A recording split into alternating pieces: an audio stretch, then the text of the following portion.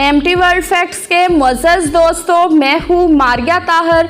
उस बरे-आज़म की दरियाफ्त जो 15 करोड़ साल पहले रुए ज़मीन से गायब हो गया था, आखिर ये बरे-आज़म मिला कैसे? जी हाँ दोस्तों, आर्गो लैंड नामी बरे-आज़म एक मुअम्मा था। ख्याल किया जाता है कि ये तकरीबन 15 करोड़ साल कबल रुए ज़मीन से गायब हो गया था।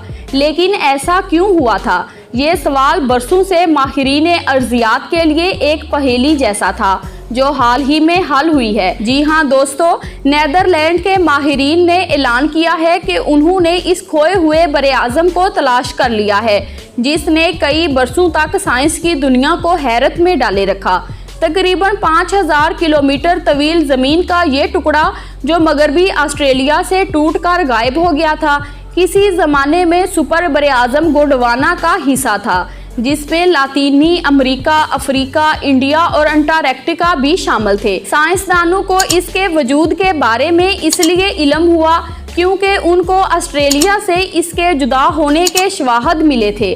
सबसे वाज़ेह सबूत ज़ेरे समंदर एक दियो हैकल गड़ा था, जो ऑस्ट्रेलिया के मगरब में आर्गो अबेसल प्लेन कहलाता है, और इसी की वजह से इस बरे-आज़म का नाम आर्गो लैंड पड़ा।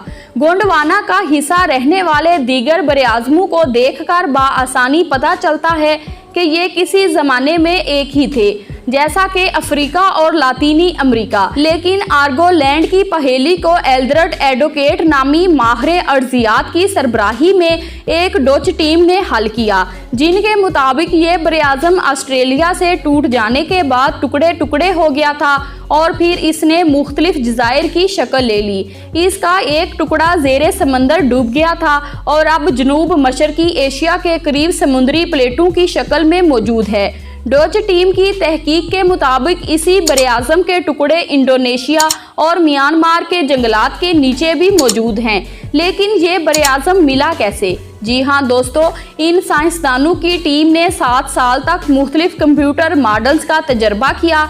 एल्ड्रेड का कहना है कि हमारे सामने मालूमात के जज़ायर थे और इसीलिए हमारी तहकीक में इतना वक्त लगा। एक प्रेस रिलीज में उन्होंने बयान दिया कि आर्गो लैंड बहुत से टुकड़ों में तकसीम हो गया था और इसीलिए इसके सफ़र को जांचना मुश्किल हुआ। लेकिन जब एक बार उनको ये बात समझ आ गई कि ये बरे-आज़म ज़मीन के एक टुकड़े की शक्ल में बाकी नहीं रहा, बल्कि छोटे छोटे टुकड़ों में बट चुका है, तो इस टीम की अगली मंजिल आसान हो गई। इस टीम ने अब एक नया नाम भी दिया है, जो आर्गो पिलाजो है।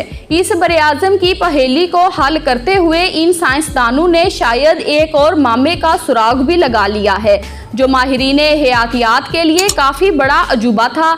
इसे वालस की लकीर या वालस लाइन कहते हैं, जो एक अनदेखी सरहद है और जनूब मशरकी एशिया और ऑस्ट्रेलिया की हयातियात को अलग करती है।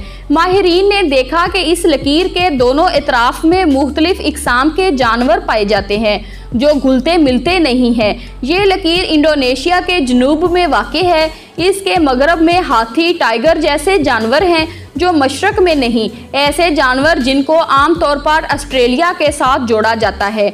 आर्गो लैंड को दरियाफ्त करने वालों के मुताबिक जब ये बरे-आज़म ऑस्ट्रेलिया से अलग हुआ तो अपने हिस्से के जानवर साथ ही ले गया और जनूब मशरकी एशिया से जा जुड़ा। जी हाँ दोस्तों, शवाहद के मुताबिक एक ज़माने में जनूब मशरकी एशिया में आबाद इंसान भी इस सरहद के आर पार नहीं जाते थे।